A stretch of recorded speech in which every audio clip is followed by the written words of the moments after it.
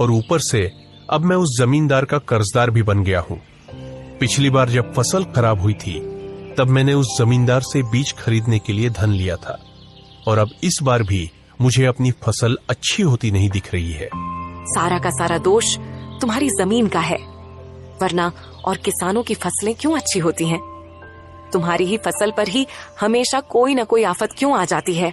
हाँ, कुछ भी हो, लेकिन मुझे विश्वास है कि एक न एक दिन समय जरूर बदलेगा। इतना बोलकर मोहनलाल अपने खेत में चला गया। खेत में मोहनलाल खड़ी धूप में मेहनत से हल चलाने लगा। तभी सुबह की पहली किरण के साथ जब मोहन अपने खेत पहुंचा तो उसकी आंखें फटी की फटी रह गईं। जहां कल तक धूल उड़ती थी, आज वहां घुटनों तक ऊंची हरी भरी फसल लहलहा रही थी। बड़े बड़े चमकदार आलू और मोतियों जैसे मटर के दाने। तभी वहां से काला गुजरा। काला हैरानी और चिढ़ के साथ, अरे मोहन, ये क्या तमाशा है? कल शाम तक तो यहाँ मिट्टी उड़ रही थी और आज एक ही रात में इतनी बड़ी फसल।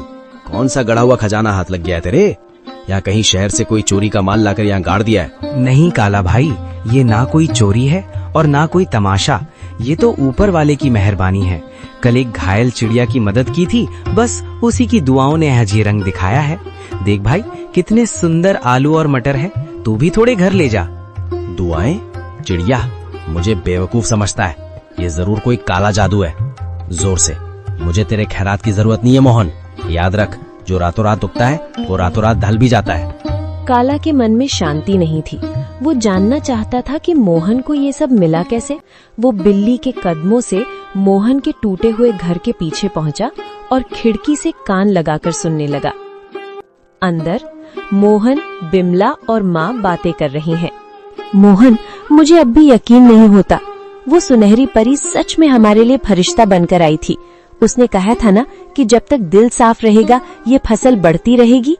हाँ बिमला, उसने उसी बरगद के पेड़ के पास दर्शन दिए थे जहाँ से मैं रोते हुए लौट रहा था। वो दिव्य प्रकाश, वो ममता भरी आंखें, मैं कभी नहीं भूल सकता।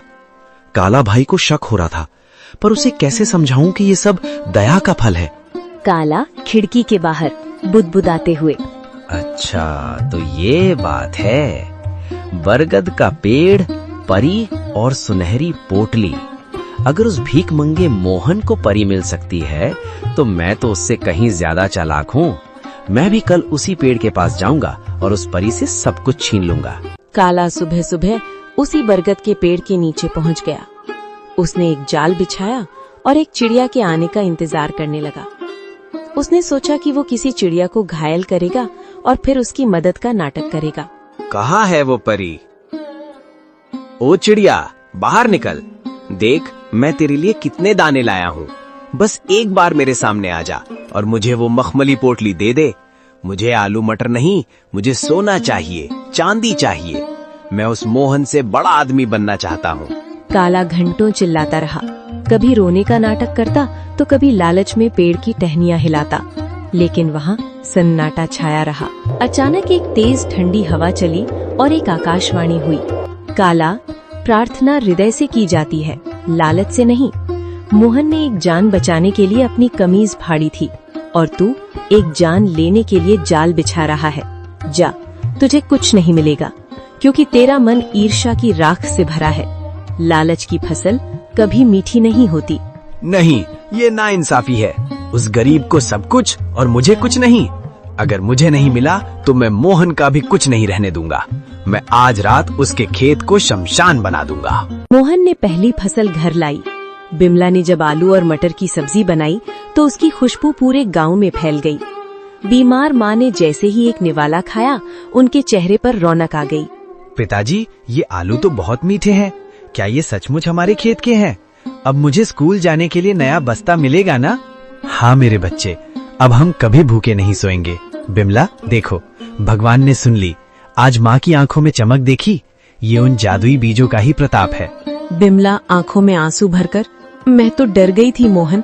मुझे लगा था कि गरीबी हमारी पहचान बन गई है, लेकिन आज पहली बार लग रहा है कि हमारे घर में भी लक्ष्मी ने कदम